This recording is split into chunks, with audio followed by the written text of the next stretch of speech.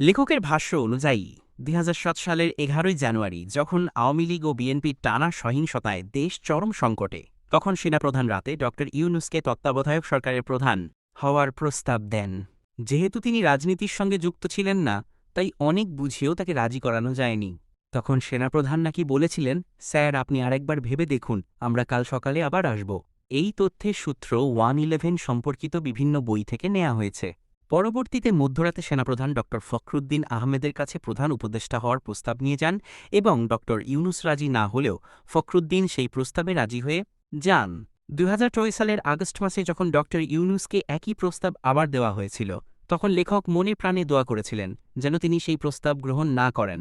কারণ লেখকের মতে দেশ পরিবর্তন করার মতো অনেক মানুষ থাকলেও ড ইউনূস তাদের একমাত্র সম্পদ এবং তিনি তার সম্মানহানি চান না।